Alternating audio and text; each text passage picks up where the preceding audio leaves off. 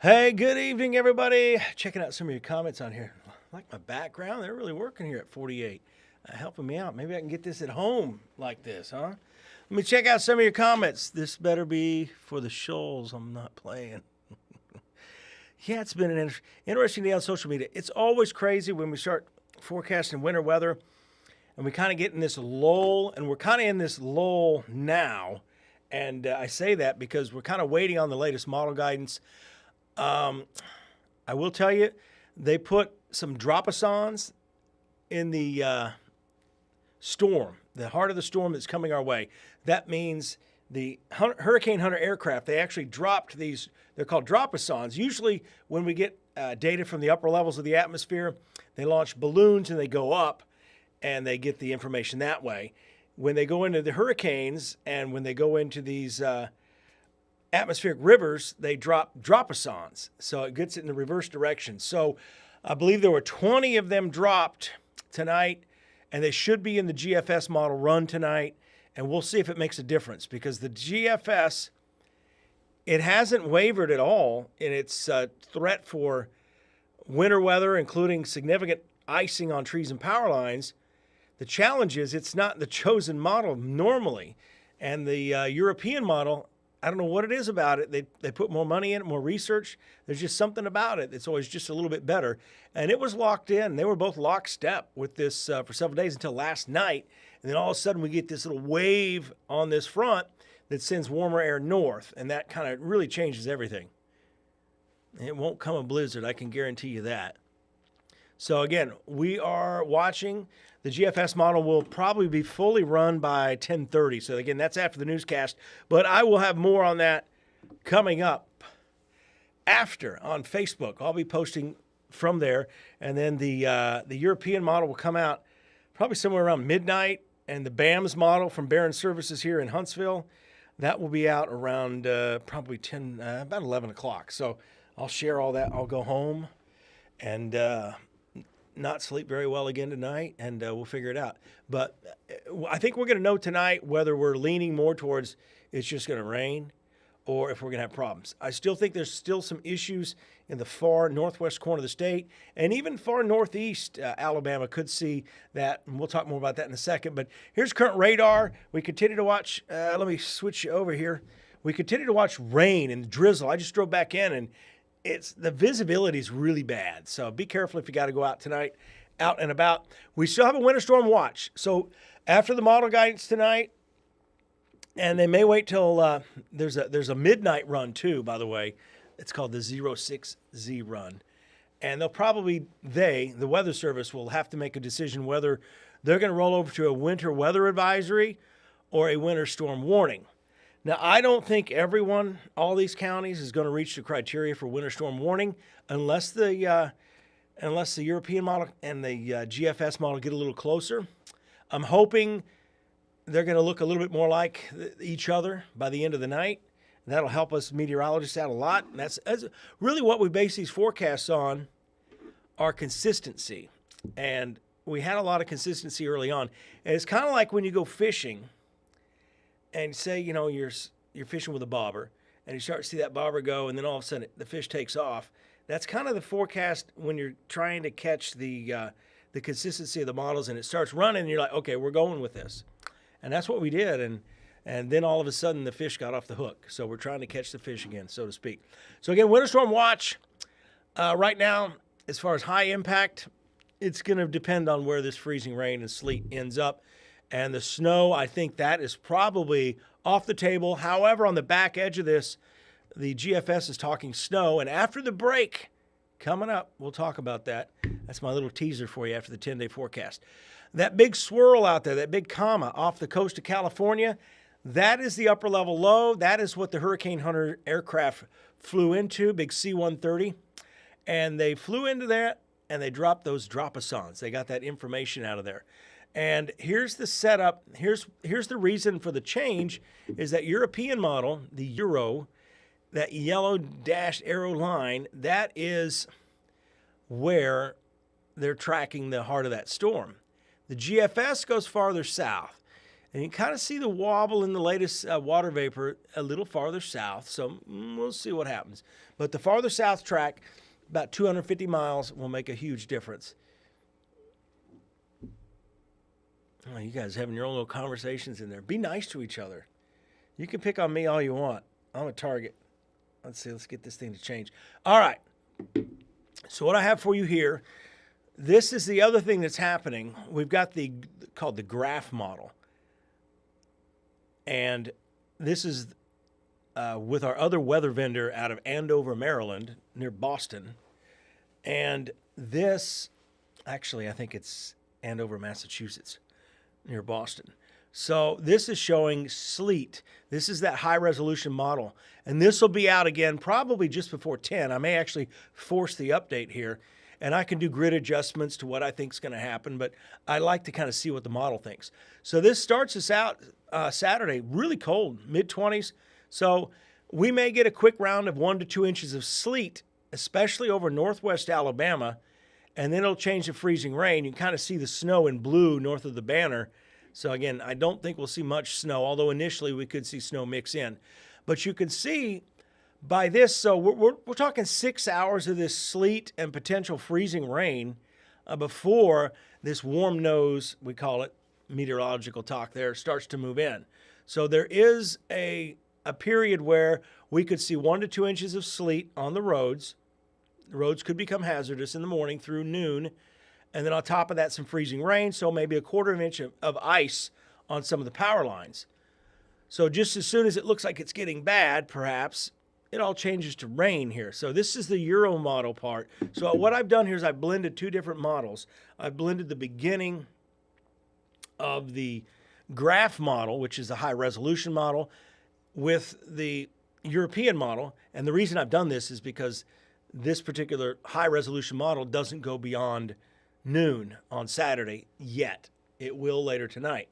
So notice the trend here. The temperature's warming up. However, notice near Waterloo and Florence and the rest of the shoals on up to Pulaski and just north of Ardmore, it doesn't change yet. So we're talking 12 hours of freezing rain, sleet for some of these areas.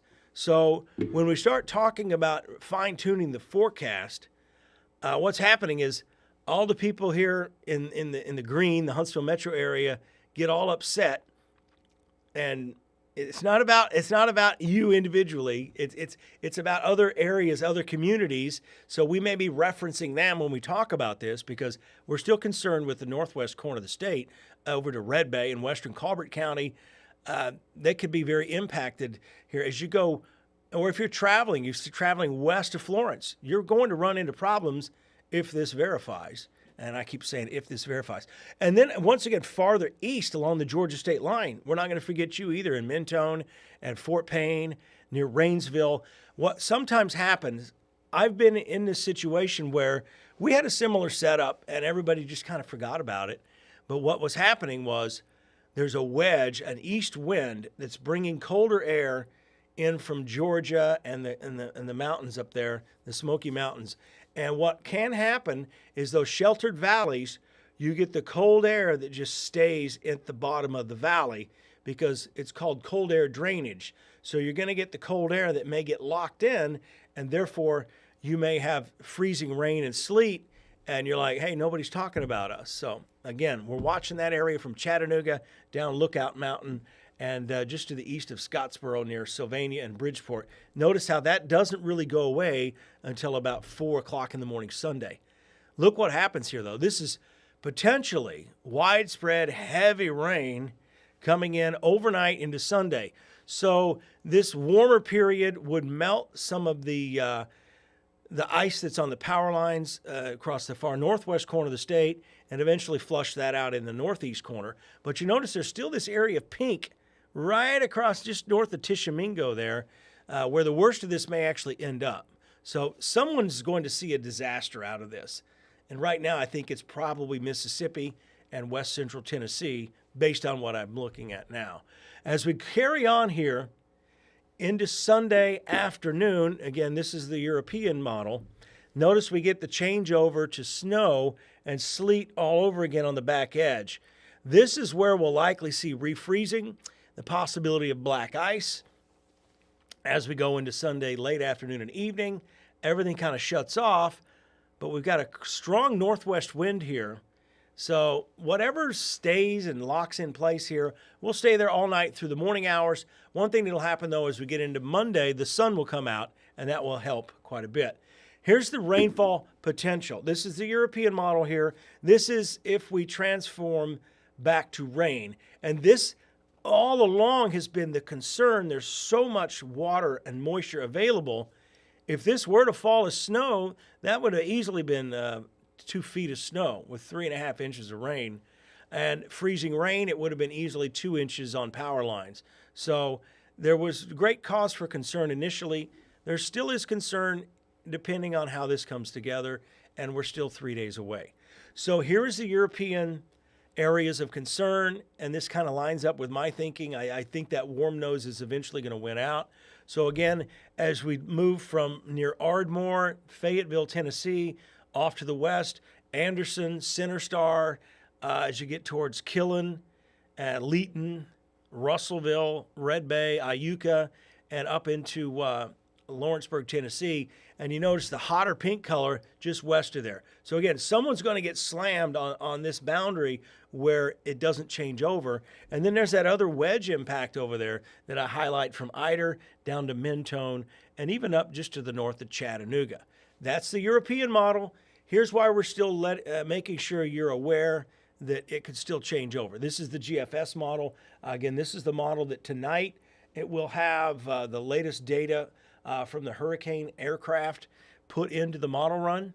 And the reason they do that is because we don't do the balloon soundings over the ocean. There's no, again, the other thing is by late tomorrow night, it'll become a little more clear because this area low pressure will be moving over land, and we'll be able to analyze it a little bit more with radar and things like that. So the GFS model, this still paints a big problem. If we get anything over a ½ inch, we're going to have power outages. So once again, it all depends on that warm nose coming in. And tonight, I really hope we get some clarity on that. But here's your 10-day forecast. First alert weather days, Friday, Saturday, Sunday. The winter storm watch begins Friday. I think it's at 6 o'clock in the evening. That'd be really the earliest arrival. And then as we get into Saturday and Sunday, I think that we're going to have the starts off as sleet and freezing rain, changes over to rain in some areas, but not all. And that's why we continuously say keep checking back. It's not because we want you to keep tuning back in to our TV channel just to make sure everyone's watching. It's because there's updates needed. And when you get, here's the other thing on Facebook, you may see a post that was made 2 days ago, and you'll share it, and you'll think it's still correct, and it's not, because Facebook doesn't work that way. It just sends stuff. Say something's getting a lot of attention, it's going to send it your way, and it may be 2-3 days old. In fact, it may be from last year or 2 years ago. I ran into that a couple days ago. Someone's like, well, nothing's going to happen. I'm like, well, that was 2 years ago. All right, you're going to sit through a break, and then we're going to talk snowfall on the backside of this. The GFS has 2 to 4 inches. I'll tell you where it's going to be. Could be. That's a big critical question here. Let's take a break.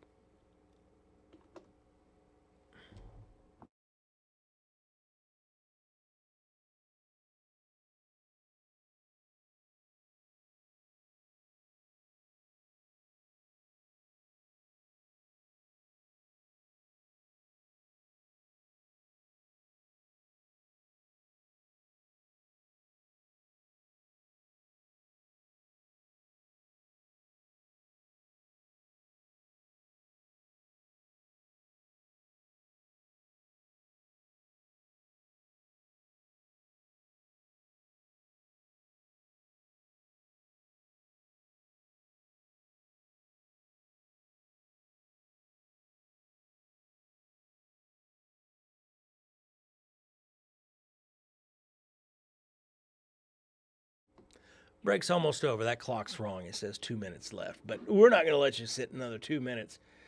Reading some of your comments, and pretty good point here. Somebody saying the European model is always right, but what if it's wrong? Yeah, that's, I kind of got to thinking that this afternoon. I'm like, what if it is right? It's been the most consistent model. So what if it is right? And I look back on this event and go, man, I really should have listened to it. But I've got plans in case it is wrong.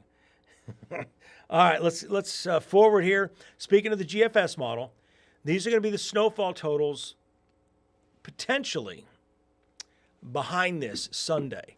Now, ignore the, I believe that's 12 inches in Waynesboro. Yeah. Ignore that for Sunday. That all happens on the northern side of this. So, again, that potential's there for a little snow on the backside. But, again, proceed with caution. This is the GFS model. So, it may end a little white. We'll see. But, again, the new model run will come out here. By 11 o'clock, I should have a really good look at it. And we'll go from there. By about 12:30 tonight, the European model will be out. So, again, a lot to look at. Hopefully, we'll have more clarity with this. Yeah, the possibility of cold air damming and skyline, yeah, that's the wedge. That's that backdoor cold front. And it's really hard to predict. And that's what could lock that cold air in. So we could be looking at two areas, the northeast corner of the state for ice and freezing rain, and the northwest corner of the state for that. All right, I got to go do some radio updates and get ready for that 10 o'clock news, see if that GFS model is running. You guys take care. I appreciate you tuning in tonight. And just make sure you're prepared for it. Today's kind of been a break, at least mental break on the models because, all us meteorologists, we're just constantly looking at the latest run. So needed a mental timeout. But you guys take care. I appreciate it.